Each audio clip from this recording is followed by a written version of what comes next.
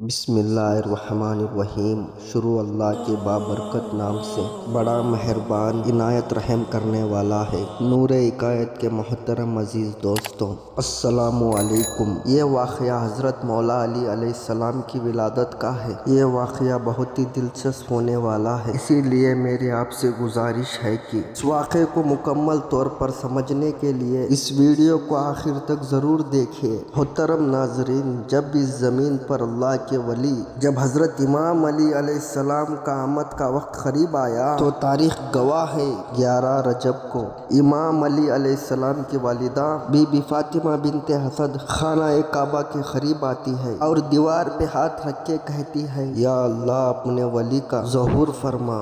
تو بس دیوار کعبہ کا ٹوٹنا تھا اور امام علی علیہ السلام کی والدہ کا اندر داخل ہونا تھا۔ یہ منظر حضرت عباس ابن عبد المطلب دور سے دیکھ رہے تھے۔ جیسے ہی آپ نے دیکھا تو لوگوں کو چیخ چیخ کے کہنے لگے، ابو طالب کی زوجہ خانہ کعبہ کے اندر چلے گئی، آؤ کعبے کا دروازہ کھول کے ان کو باہر نکالتے ہیں۔ یہ بات مکے سے پورے عرب کو پھیلنے لگی۔ لوگ دور دور سے آنے لگے کہ ابو طالب کی زوجہ جس کے پیٹ میں بچہ تھا خانہ کعبہ کے اندر، وہ بھی دیوار سے وہ خانہ کعبہ کے دروازے کو کھولنے کی کوشش کرتے ہیں، لیکن کسی سے بھی اللہ کے گھر کا دروازہ کھلتا نہیں ہے۔ اس وقت پوری دنیا میں دو لوگ مطمئن تھے، ایک حضرت ابو طالب اور دوسرے اللہ کے رسول محمد مصطفیٰ صلی اللہ تعالی علیہ وآلہ وسلم۔ تاریخ نے لکھا کہ سرزمین پہ سے پہلے اتنا ہجوم ایک جگہ اکٹھا نہیں ہوا تھا۔ بس تاریخ 13 رجب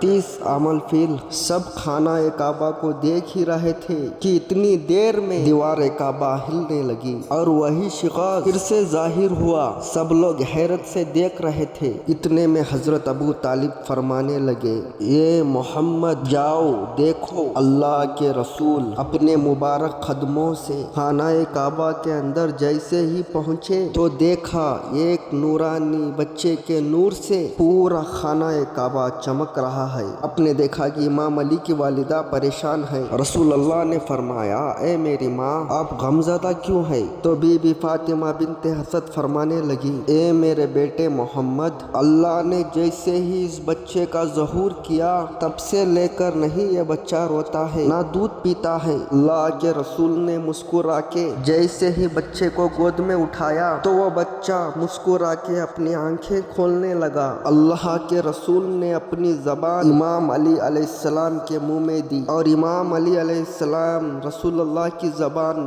چوسنے لگے۔ پھر جیسے ہی رسول اللہ اپنی گود میں امام علی علیہ السلام کو لے کر باہر آتے ہیں تو سارا عرب تو اس بچے کے نور اور فضیلت کو دیکھ کے جھومنا شروع ہو جاتا ہے اور لوگ پوچھنے لگتے ہیں اور آپس میں کہنے لگتے ہیں کہ اس کا نام کیا رکھیں۔ اتنے میں اللہ کے رسول فرماتے ہیں، اے لوگوں، اس طرح سے آج سے پہلے کسی بچے کی ولادت نہیں ہوئی۔ اس بچے کی ولادت علی ہے، افضل ہے، اعلیٰ ہے، اور اللہ کی مرضی یہ ہے کہ اس بچے کا نام بھی علی رکھا جائے، یعنی وہ بلندی جس بلندی پر نہ کوئی پہنچ نہ سکے۔ بس فضا میں علی علی کی صدا بلند ہونے لگی۔ اتنے میں جناب ابو طالب امام علی علیہ السلام کو لے کے اپنی گھر کی طرف جا ہی رہے تھے۔ کسی منافق نے کہا، اے ابو طالب، جو وہ رسم نہیں کرو گے جو ہر بچے کے ساتھ کی جاتی ہے؟ مکے میں یہ رواج تھا، پیدا ہونے والے بچے پہ سانپ چھوڑتے تھے۔ اگر سانپ بچے کو مار دیتا تھا وہ یہ سمجھتے تھے کہ یہ بچہ اپنے باپ کی اولاد نہیں،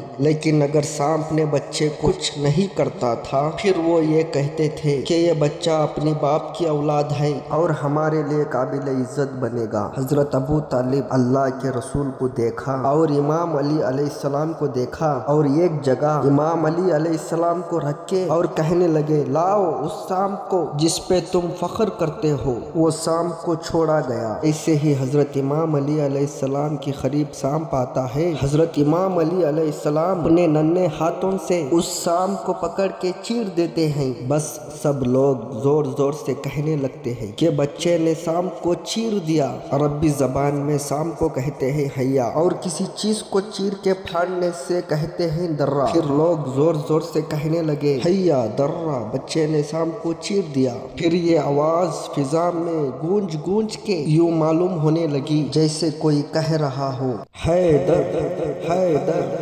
حیدر۔ اس آواز کو سن کے آپ کی والدہ بی بی فاطمہ بنت حسد آسمان کی طرف دیکھ کے کہنے لگی یہ میرا بچہ حیدر ہے، وہ شیر جو سام کو چیر کے 2 ٹکڑوں میں تقسیم کرتا ہے۔ سلام ہو اللہ کے ولی امام علی علیہ السلام پر، سلام ہو ان کی شجاعت پر، سخاوت پر، امامت پر، سلام ہو ہر وہ شخص پر امام علی علیہ السلام کی فضیلت سن کے خوش ہوتا ہے۔ سبحان اللہ۔